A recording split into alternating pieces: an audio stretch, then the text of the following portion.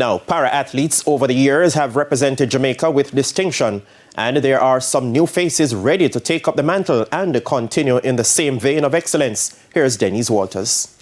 State student Khalil Gardner won Jamaica's lone medal at the Youth Para-Pan Am Games in Santiago, Chile last October.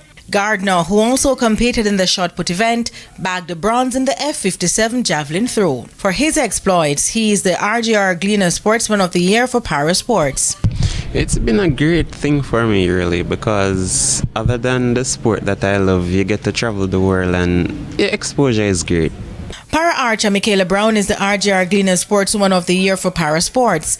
The UTech student also represented Jamaica at the Youth Para-Pan Am Games. Oh, it was intense. It was intense, but I really enjoyed it. It was a great experience overall. It was my first, so everything was new to me. I was learning along the way, but it was great.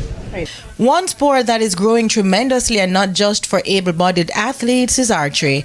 Kingston College's Johnny Anderson already represented Jamaica at his first major championships, the Youth Para-Pan American Games. As I experienced a lot of trained archers, a lot of people that are different all over South America. It was a real experience for me. I'd love to participate against people like that again. It really sharpens you as a person and for someone that wants more. Constable Antoine Francis was encouraged by Secretary General Sean Pear to give the sport a try after being hit from his bike as a member of the JCF's Rapid Response Team. He's now the Secretary of the Jamaica Paralympic Athletes Commission. Coordinating activities, also liaison with Mr. Samuda, and being involved in certain activities and representing.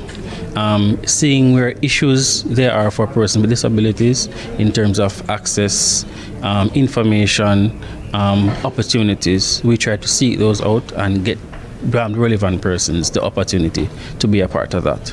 Badminton player Rashid Gibson, who is studying artificial intelligence at UTech, is working on improving his ranking from D. I found out my high school, which was St. George's, had it, so from there I started getting into the sports, and then I had the opportunity to start training for para badminton through connections at my school, and then from that point I began doing my schedule.